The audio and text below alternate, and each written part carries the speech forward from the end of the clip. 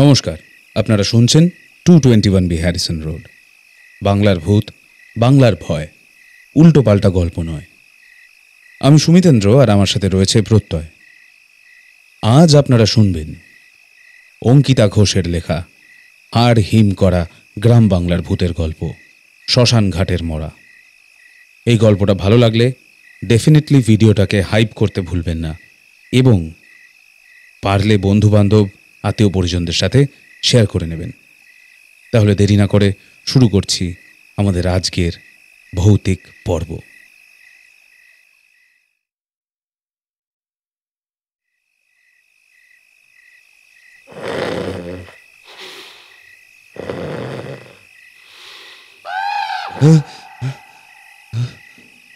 বিকট শব্দে ঘুম ভেঙে গেল আমার।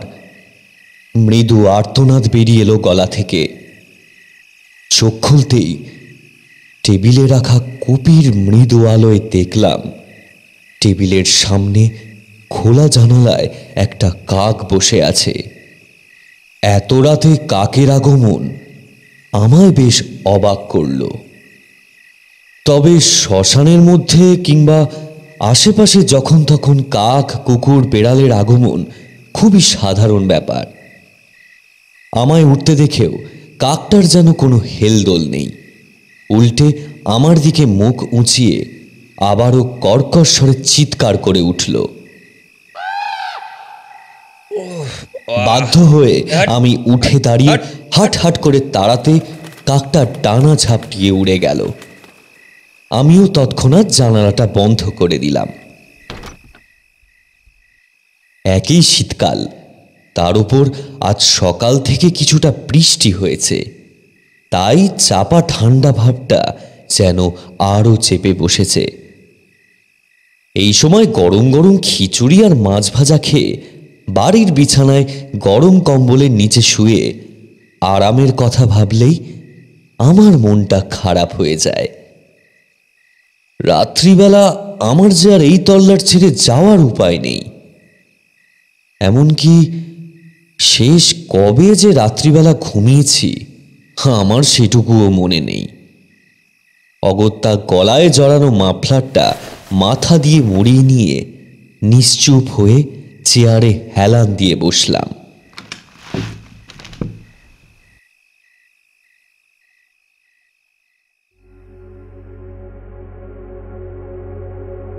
আমি আজ কয়েক বছর ধরে এই বালুহাটি শ্মশান ঘাটের ডিউটি করছি। এই ঘাটটা মফস্বলের একেবারে প্রান্তে নদীর ধারে অবস্থিত। পুরনো দিনের মতোই বাঁধানো ঘাট, লাল পাথরে বাঁধানো মোটা মোটা সিঁড়ি নেমে গেছে সরাসরি নদীর জলে। ঘাটের এক পাশে চওড়া বাঁধানো চত্বর মতো করা আছে। এখানেই কাঠ সাজিয়ে মরা পোড়ানো হয়। খুব সম্প্রতি এই জায়গাটার মাথার উপর একটা টিনের ছাউনি দেওয়া হয়েছে। এর পাশেই রয়েছে একটা ভাঙাচোরা শিব মন্দির, যার মরচে পড়া ঘণ্টাটা বাতাসে দুললেও আর তেমন শব্দ করতে পারে না। এই ঘাটের দক্ষিণ কোলে এক বিশাল বটগাছের নিচে একটা ছোট্ট ঘর আছে। রাতে আমি থাকি সেই ছোট্ট খুবছি ঘরে। এই ঘরের ভেতরে একটা টেবিল চেয়ার, একটা কুপি, একটা টর্চ আর একটা জলের কুঁজো, আর দেওয়ালের পাশে পুরনো ট্রাঙ্ক ভর্তি রেজিস্টারের স্তূপ ছাড়া আর কিছুই নেই। এখানে আমার কাজ নামমাত্র। রাতের দিকে কোনো মৃতদেহ এলে রেজিস্টারে নাম, ধাম, মৃত্যুর কারণ লিখে রাখা আর ডাক্তারের সার্টিফিকেট মিলিয়ে দেখা। বড় একঘেয়ে কাজ, তবে এক নাগারে করতে করতে এখন অনেকটাই অভ্যাস হয়ে গেছে।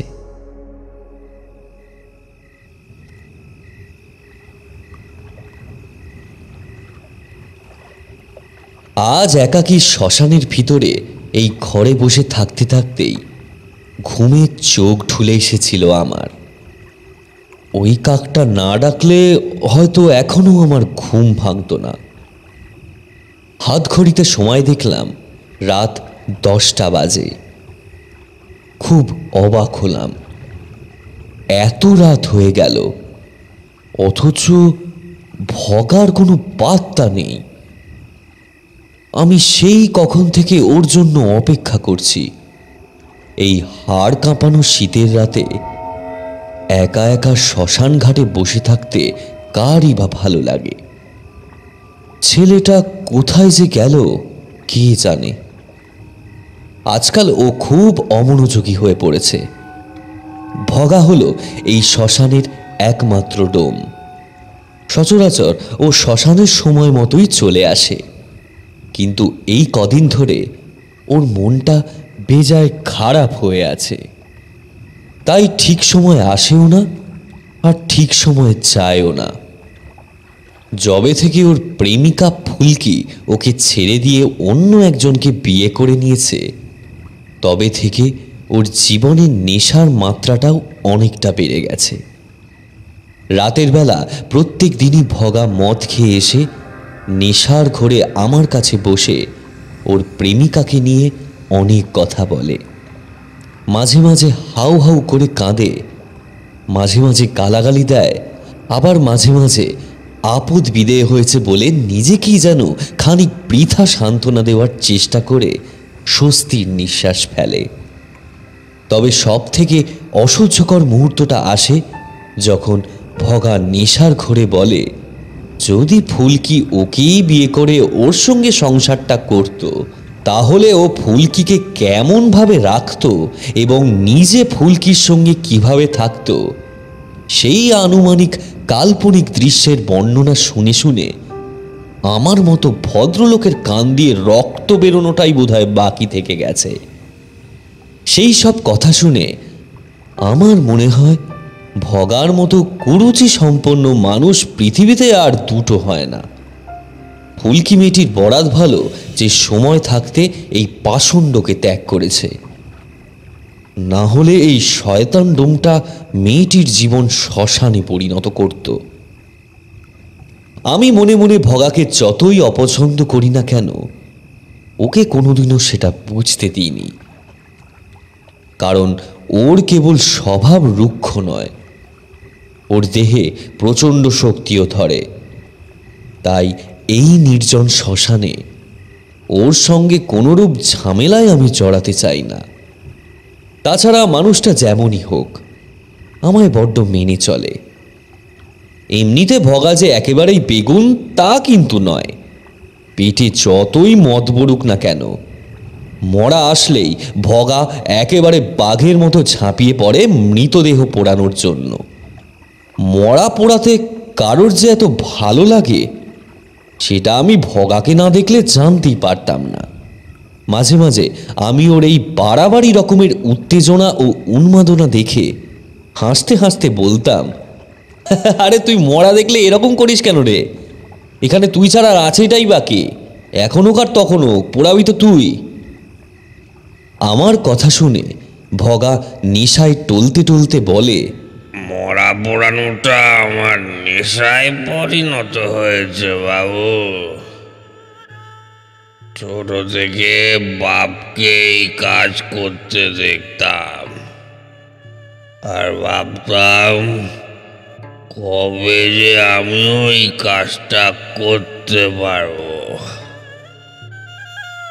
আর এখন তো আমার অভ্যাস এমন হয়ে গেছে যে কয়েকদিন মরা পোড়ানো না হলে মনে হয় নিজের হাতে কাউকে খুন করে তাকেই পুড়িয়ে দিই।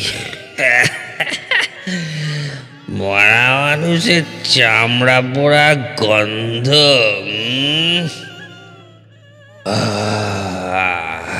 কি যে ভালো লাগে আমার। ওর কথা শুনে গা গুলিয়ে উঠত আমার। ভগা হেসে বলতো, বাবু আপনি ঘেন্না পাচ্ছেন নাকি?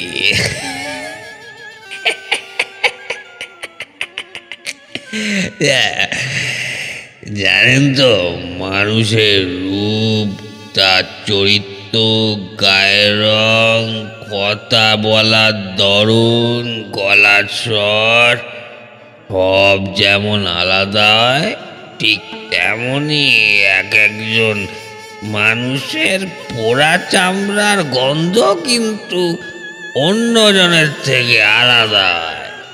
তবে আপনারা সেই পার্থক্য বুঝতে পারবেন না, বুঝলেন? এই সূক্ষ্ম পার্থক্য কেবল একজন ডোমই বুঝতে পারে, তাও সবাই পারে না। খাঁটি ডোম না হলে এটা বোঝা যায় না।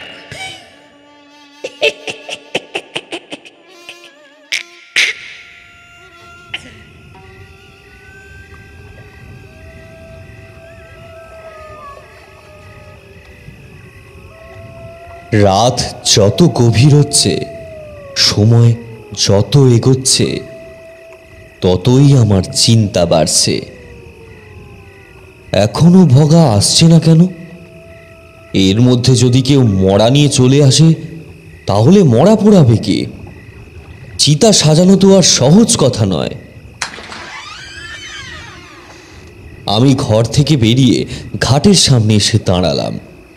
হো হো করে ঠান্ডা হাওয়া বয়ে চলেছে, জলের কলকল শব্দ ভেসে আসছে। ঘাটের ধারের বাঁধানো চত্বরে কিছু পোড়া কাঠ ইতিউতি ছড়িয়ে ছিটিয়ে পড়ে আছে। আমি একটা বিড়ি ধরালাম। এই নেশাটা আমার আগে ছিল না, ভগাই জোর করে আমায় এই নেশাটা ধরিয়েছে। ভগা বলে, মরা পোড়াতে হলে আর শ্মশানে বসে রাত কাটাতে হলে নেশা আপনাকে করতেই হবে বাবু। যদিও এক্ষেত্রে ভগা কিন্তু ভুল কিছু বলেনি। ভগার দেখা দেখি এক দুবার আমি মদ খাওয়ার চেষ্টা করেছিলাম, কিন্তু সেই পানীয় আমার খুব একটা সহ্য হয়নি। ঝিঝি পোকারা এক নাগাড়ে ডেকে চলেছে। গায়ের সোয়েটার ভেদ করে ঠান্ডা হাওয়া আমার শরীরে প্রবেশ করে হাড়ে হাড়ে শিহরণ জাগিয়ে তুলছে। বিড়িটা সম্পূর্ণ শেষ করে আবারও ঘরে প্রবেশ করতে গিয়ে আমি চমকে উঠলাম। দেখলাম ভগা ঘরের দরজার সামনে দাঁড়িয়ে রয়েছে, আমার দিকে তাকিয়ে 32 পাটি বার করে। আমি চমকে উঠে বললাম, ওই বেটা, তুই কখন এলি? এই তো বাবু, এখনই এলাম। এভাবে নিঃশব্দে এসে দাঁড়িয়ে আছিস কেন? সারা দিবি তো। যাকগে, এত দেরি করলি কেন আজ? ভগা নিজের লাল চোখটা রোগড়ে নিয়ে আমার পাশে এসে দাঁড়িয়ে বলল, আজ আমি খুব খুশি বাবু, খুব খুশি। তাই একটু আসতে সময় লাগলো। তাই নাকি? তা খুশির কারণ কি শুনি? বলবো বলবো বলবো তার আগে একটা বিড়ি হবে নাকি বাবু? আমি পকেট থেকে বিড়ির প্যাকেট বের করে ভগার হাতে দিয়ে বললাম, ফুলকি ফিরে এসেছে নাকি তোর কাছে? কে ফুলকি? এ ফুলকি মানে? তুই যাকে ভালোবাসিস। ভালোবাসি? হো হো করে হেসে উঠল ভগা। আমি ভ্রুকুচকে বললাম, এতে হাসার কি হলো? পুরুষ মানুষ কি ভালোবাসতে পারে বাবু? কেন পারে না? নিশ্চয়ই পারে।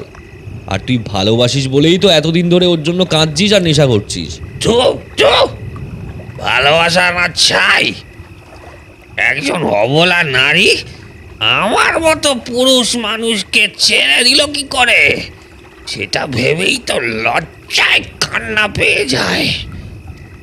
আর নেশা করা, সেটা তো কষ্ট থেকে করতাম না, করতাম রাগ থেকে। কিন্তু আজ সব রাগ মিটিয়ে দিয়েছি। সে তো ভালোই। তার রাগ কিভাবে মেটালি? ভগা আমার দিকে ফিরে অদ্ভুত কণ্ঠে ফিসফিস করে বলল, প্রতিশোধ নিয়ে। মানে কি প্রতিশোধ নিয়েছিস তুই? ভগা কিছু একটা বলতে যাচ্ছিল, কিন্তু এমন সময় একটা শব্দ আমার কানে এলো, পায়ের শব্দ, যেন অনেকে মিলে এদিকেই আসছে। বোধহয় মরা নিয়ে আসছে, যা তো টর্চটা নিয়ে আয়, এখানে আলো বড্ড কম। ভগা সঙ্গে সঙ্গে টর্চ এনে আমার হাতে দিয়ে পাশে এসে দাঁড়ালো। আমি টর্চটা জ্বালিয়ে সামনের দিকে আলো ফেলতেই দেখলাম একদল লোক একটা খাটিয়া কাঁধে নিয়ে আমাদের থেকে 10 হাত দূরে এসে দাঁড়িয়েছে। আমি গলা তুলে জিজ্ঞাসা করলাম, কি চাই? ওরা খাটিয়ার নিচে নামিয়ে রাখলো। টর্চের আলোয় দেখলাম খাটিয়ার ওপর মাথা থেকে পা অবধি চাদরে মোড়ানো একটা মৃতদেহ রয়েছে। এ আবার কেমনভাবে মরা নিয়ে এসেছে? এভাবে আপাদমস্তক চাদর মুড়িয়ে হরিনাম না করে হনহন করে শ্মশানে চলে এসেছে মরা পোড়াতে। এবারে ওই লোকগুলোর মধ্যে থেকে একজন ষণ্ডা মতো লোক বলে উঠল, এই মরাটাকে পোড়াতে হবে। ঠিক আছে, আপনারা মরা নিয়ে এখানে দাঁড়ান, শুধু একজন আমার সঙ্গে ভিতরে আসুন। কেন? ভেতরে যাব কেন? আরে মরার নাম লিখতে হবে তো, কিভাবে মরেছে, কখন মরেছে, ডেথ সার্টিফিকেট সব দেখতে হবে না? আসুন আসুন। কিন্তু আমরা তো মরার নাম জানি না। মানে নাম জানি না মানে কি? আপনারা মরা পোড়াতে এসেছেন আর মরার নাম জানেন না? এবারে লোকটা ভিড়ের মধ্যে থেকে বেরিয়ে একেবারে আমার সামনে এসে দাঁড়ালো। টর্চের আলোয় এবারে আমি লোকটাকে চিনতে পারলাম। শুধু আমি নই, এই এলাকার সবাই ওকে চেনে। এ হলো পাঁচুরাম ভদ্র, লোকে একে পাঁচু গুন্ডা বলে ডাকে। আমার সামনে এসে পাঁচু শান্ত গলায় বলল, আসলে আমরা এই মালটাকে চিনি নে। আমাদের ক্লাব ঘরের সামনে এই কেউ খুন করে ফেলে দিয়ে গেছিল। সে কি? আমি চমকে উঠলাম। আরে তাহলে আর বলছি কি, অন্য সময় হলে তো আমি নিজেই যেভাবে হোক সাল্টে দিতাম ব্যাপারটা, কিন্তু সামনের মাসে ভোট, এবারে তো বড়বাবু ভোটে দাঁড়িয়েছেন, তাই উনি বললেন হতে পারে এটা আমাদের অপোজিশনের কোনো ওই চাল আর কি, চাল, স্ট্র্যাটেজি। হ্যাঁ হ্যাঁ, মনে পড়েছে। আমাদের ভাসানোর জন্য হয়তো ওরা এই কাজটা করেছে। আমরা মরা নিয়ে ছোটাছুটি করব, আর সেই সুযোগে ওরা আমাদেরকে ধরে ফেলে একটা ওই বিচ্ছিরি নাটক করবে। বড়বাবুর মাথাতে অনেক বুদ্ধি, তো ওনার সঙ্গে আর এই পাঁচু গুন্ডারও খুব খাতির কি না, তাই আর কি। বাজার তো গরম, তাই কোনো রিস্ক নেওয়া চলবে না। সে তো বুঝলাম, কিন্তু এখানে আমি কি করব সেটাই তো বুঝতে পারছি না। দুঃশালা ঘাটের মরা, তুই এই গোটা মরাটাকে পুড়িয়ে ছাই করবি, আর আমরা সেই ছাই কুড়িয়ে জলে ভাসিয়ে দেব। আর কোনো কাজ নেই তোর। এবারে তো বুঝেই গেলি যে কেন আমরা মরার নাম দাম কিছুই জানি না। তবে কিভাবে মরেছে সেটা বলবো কি করে? লোকটার বুকে, পিঠে, পায়ে, পেটে, মুখে চুড়ি দিয়ে বারবার কোপানো হয়েছে। তবে আমাদের মতো ঝানু লোকের কাজ এটা নয়। এ কাজ কোনো আনাড়ির। শালা মানুষ না রাক্ষস কে জানে। আমরাও এইভাবে, যাই হোক, নাহলে এতবার এলো পাতারি ঝুড়ি চালানো কারোর পক্ষেই সম্ভব নয়। যাকগে, আর ভ্যাজ করে কাজ নেই, পোড়ানোর কাজটা শুরু করে দে। ভগা উৎসুক হয়ে এগিয়ে যাচ্ছিল মরার দিকে। আমি ওকে বাধা দিয়ে পাঁচুর দিকে তাকিয়ে বললাম, তোমরা তোমরা এখান থেকে চলে যাও, আমরা এই মরা পোড়াতে পারবো না। আর ওই না, এতক্ষণ ধরে তো বলছি, মালটার মাথায় ঢুকছে না কেন বলতো? আচ্ছা এই নে টাকাটা ধর তো চাঁদু, এবার মরাটাকে চুপি চুপি পুড়িয়ে ফেল, ভোর হওয়ার আগে, কেমন? পাঁচু নিজের পাঞ্জাবির পকেট থেকে কিছু একটা বের করে আমার দিকে এগোতেই আমি ছিটকে একপাশে সরে গিয়ে বললাম, না না, এ হবে না, আমার কাজ আমি নিয়ম মেনেই করব। তোমরা বরং এক কাজ করো, পুলিশে খবর দাও। এই আঁতেলটা কে রে? বলেই পাঁচু আমার কলার ধরে টেনে বলল, এই শালা এরকম হুলো বেড়ালের মতো চোখ নিয়ে বাঘের মতো গড় করলে শালা তোমায় মেরে বাঁদরের মতো এই শেওড়া গাছে ঝুলিয়ে রাখবো। যা বলছি কর। নইলে আজ তোকে আর তোর এই ডোমটাকে মেরে 3টে লাশ একসাথে জ্বালিয়ে দিয়ে ফিরবো বললাম। ভগা এগিয়ে এসে পাঁচুর সামনে হাত জোড় করে বলল, ছেড়ে দিন দাদা, আমরা পুড়িয়ে দিচ্ছি, আপনি একদম চিন্তা করবেন না। পাঁচু আমায় ছেড়ে দিয়ে ভগার হাতে টাকা দিয়ে বলল, হে তো দেখছি হাফ প্যান্টের থেকে জাঙ্গিয়ার বুদ্ধি বেশি। এই না হলে কথা। সাব্বাস। লাশ পুড়ে ছাই হয়ে গেলে একবার আমাদের জানিয়ে আসবি, আমরা এসে বাকিটা সালটা দেবো। ওদিকটা বড়বাবু দেখে নেবে। পাঁচু একবার আমার দিকে আর চোখে তাকিয়ে এবারে নিজের দলের লোকেদের বলল, এই মরাটাকে নামিয়ে রেখে খাটিয়াটা নিয়ে ক্লাবে চল রে। ওই খাটিয়াটা ছাড়া আবার আমার রাতে ঘুম আসে না ক্লাবে। দলের লোকগুলো তাই করলো। মরাটাকে শ্মশানের লোহার স্ট্রেচারখানার উপর নামিয়ে রেখে খাটিয়া নিয়ে চলে গেল। আমি ভগার দিকে চেয়ে বললাম, এটা ঠিক হবে না ভগা। ভগা বলল, আর তো কোনো উপায় নাই, আপনি বাঁচলে বাপের নাম। এই পাঁচু গুন্ডার সঙ্গে পাঙ্গা নেওয়া মানে যেচে পড়ে বাঘের গলায় মালা পরানো। আমি যাই, চটপট কাজ সাজিয়ে ফেলি। আপনি চিন্তা করবেন না, আমি সব ব্যবস্থা করে নিচ্ছি। ভগা কাঠ সাজাচ্ছে আর আমি দূরে টর্চ হাতে নিয়ে দাঁড়িয়ে আছি। শো শো করে হাওয়া বইছে, কিন্তু আমার ঠান্ডা লাগছে না, বরং উত্তেজনায় আমার শরীর জুড়ে ঘাম দিচ্ছে। হাওয়ায় মরার গায়ে চাদরটা ফুরফুর করে উঠছে। এমন সময় এক দমকা হাওয়াতে মরার গায়ের চাদরটা উড়ে বুক পর্যন্ত নেমে গেল। আমার টর্চের আলো তখন তেরছাভাবে গিয়ে পড়ল লাশের দিকে।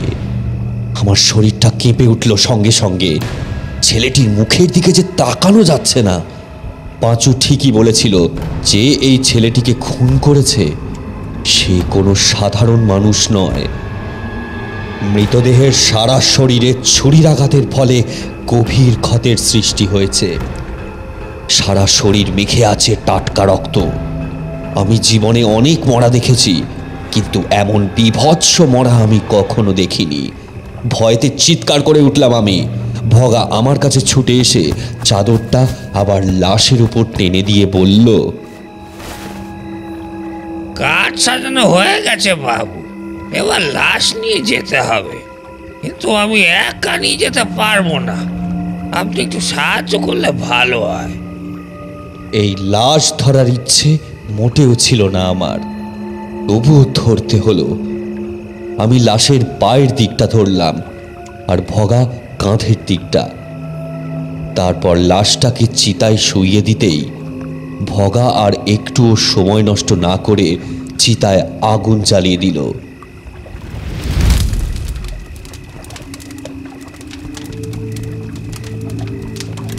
চিড়চিড় করে কাঠ পুড়তে শুরু করলো।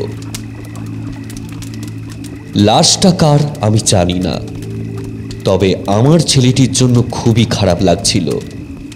বেচারার মুখাগ্নি হলো না, কোনো নিয়ম পালন হলো না, এমনকি ওর বাড়ির লোকেরা অবধি জানলো না যে ছেলেটি মারা গেছে। এমন সময় আমার দৃষ্টি গেল ভগার দিকে। ভগার চোখটা খুব অপরিচিত মনে হলো আমার। এরকম নৃশংস পরিতৃপ্তির দৃষ্টি আমি ওর চোখে আগে দেখিনি। হঠাৎ ভগা আমার দিকে তাকিয়ে অদ্ভুতভাবে হেসে বলল,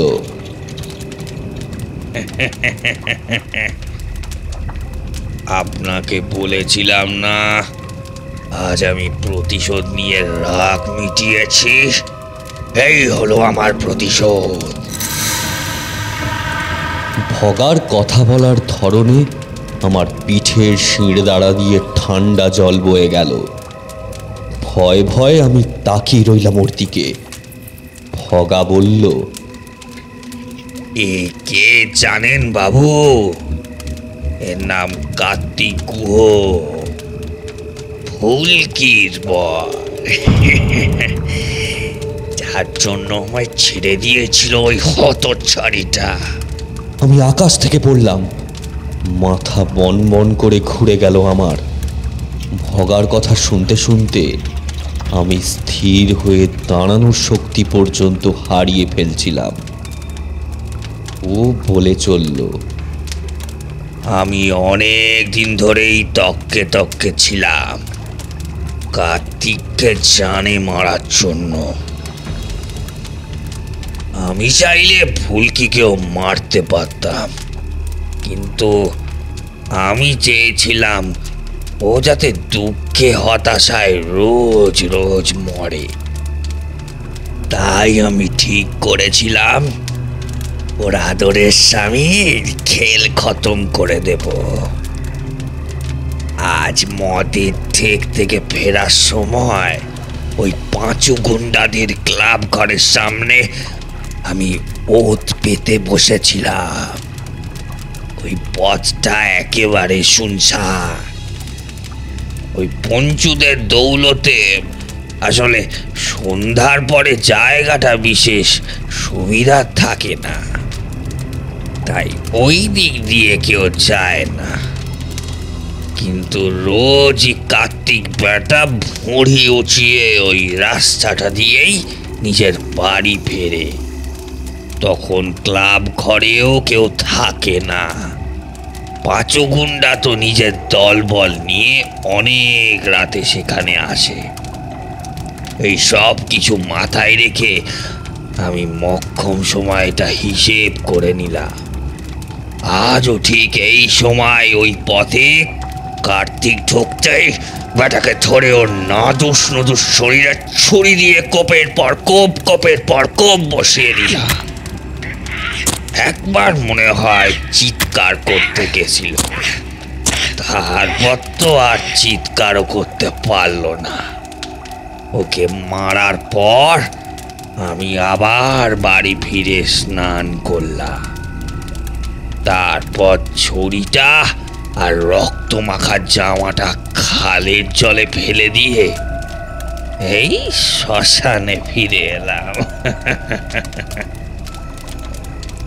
তখনও ভাবিনি এই কার্তিককে আমি দুবার মারতে পারবো। পাঁচু গুন্ডা যে ক্লাব ঘরের সামনে থেকে মরাকে তুলে শ্মশানে আনবে পোড়াতে, সেটা তো আমি ভাবিনি। আগে ভেবেছিলাম ফুলকি যখন বিধবা হয়ে ঘুরবে তখন আমি বসে বসে মজা দেখব। আর এখন মনে হচ্ছে ফুলকি যখন পাগলের মতো বরকে খুঁজে বেড়াবে তখন তো আমি ডবল মজা দেখতে পাবো।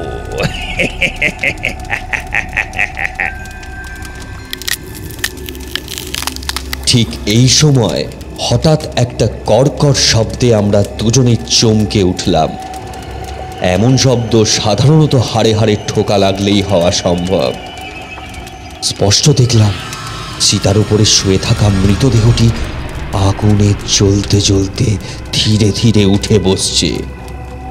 আমায় ভয় পেতে দেখে ভগাড়ম হেসে বলল, ও বাবু, ভয় পাবেন না।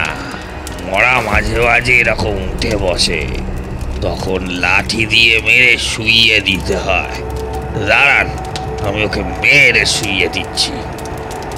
ভগা একটা বাঁশ নিয়ে এসে উঠে বসা মরাটার গায়ে সজোরে মারতে লাগলো। কিন্তু তার আগেই নিমেষে আমার চোখের সামনে ঘটে গেল একটা অবিশ্বাস্য ঘটনা। মরাটা নিজের জ্বলন্ত হাত দিয়ে লাঠিটা ধরে ফেলল। ভগা এই দৃশ্য দেখে একেবারে হতচকিত। আমিও ভয়ে চিৎকার করে ছিটকে একপাশে সরে এলাম। চিতার উপরে বসে থাকা মৃতদেহের সর্বাঙ্গে তখন দাউ দাউ করে জ্বলছে আগুন। ওর ভিতর থেকে বেরিয়ে আসছে অদ্ভুত গোঙানির শব্দ। ভগা লাঠি ছেড়ে পালাতে গেল, কিন্তু লাশটি চিতার উপর বসেই একটা চলন্ত গুল কয়লার তৈরি লম্বা হাত বাড়িয়ে ভগার ঘাড় টেনে নিল চিতায়। তারপর ওকে আষ্টে পৃষ্ঠে জড়িয়ে ধরল। ভগার সেই মৃত্যু চিৎকার আমি কোনোদিন ভুলব না। আগুনে জ্বলতে থাকা জীবন্ত মানুষের গলা থেকে যে কিরকম আর্তনাদ বেরোয় তা আপনাদের কল্পনাকেও হার মানাবে। ভগার সেই শেষ চিৎকারে যেন পুরো শ্মশান কেঁপে উঠল।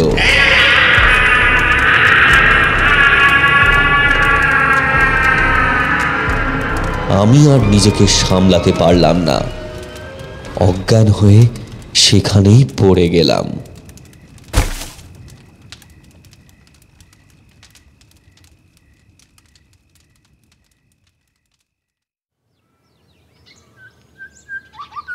আমার চেতনা ফিরল পরের দিন সকালে। চোখ খুলে দেখি আমি বসে আছি শ্মশানের সেই খুবচি ঘরের চেয়ারে। ধড়মড় করে উঠে বসলাম। গত রাতের ঘটনাগুলো মনে পড়তেই শরীরের রক্ত যেন জমে গেল। ঘড়িতে দেখলাম সকাল 11টা বাজে। আমার মাথায় একটা চিন্তা এসে হানা দিল। রেজিস্টারে আমি কি লিখব? গত রাতে এখানে দুটো দেহ পুড়েছে। কার্তিককে খুন করেছে ভগা, আর কার্তিক মরে যাওয়ার পর ভগাকে নিজের সঙ্গে পুড়িয়ে মেরেছে। কিন্তু আমার এই কথা যে কেউ বিশ্বাস করবে না। আমি নিজের সামনে এখন নিজের সর্বনাশ দেখতে পাচ্ছি। তাড়াতাড়ি আমি ঘর থেকে বেরিয়ে এলাম। আমাকে পালাতে হবে, এখান থেকে অনেক অনেক দূরে পালাতে হবে। কিন্তু বাইরে এসেই থমকে গেলাম। ঘাট চত্বর সম্পূর্ণ ফাঁকা। দেখে মনে হয় যেন গত রাতে এখানে কোনো মরা পোড়ানো হয়নি। কাঠের টুকরো নেই, ছাই নেই, মরা পোড়ার কোনো গন্ধ নেই। বরং পুরো জায়গাটা অস্বাভাবিকভাবে পরিষ্কার, ঝকঝকে। আমি হতভম্ব হয়ে দাঁড়িয়ে রইলাম। মাথার ভেতর দুটি সম্ভাবনা ঘুরপাক খেতে লাগলো। এক, পাঁচু গুন্ডার লোকেরাই এই কাজ করেছে। ভগা ওদের খবর দিতে যায়নি বলেই হয়তো ওরাই এখানে কোনো এক সময় এসেছিল। আমাকে অচেতন অবস্থায় দেখে প্রথমে ওরা আমাকে সরিয়ে রেখে দিয়েছিল। তারপর এখানের সমস্ত প্রমাণ লোপাট করে পালিয়ে গেছিল হয়তো। ওরা হয়তো বুঝতেও পারেনি একটা না, এখানে দুটো মরা পড়েছিল। আর দ্বিতীয় সম্ভাবনাটার কথা ভাবলেই আমার সর্বাঙ্গ ঠান্ডা হয়ে যায়। তাই সেই কথাটা আমি আর লিখব না। আপনারা যদি বুঝে থাকেন তাহলে নিজেরাই বলুন। আমি এখানেই শেষ করলাম।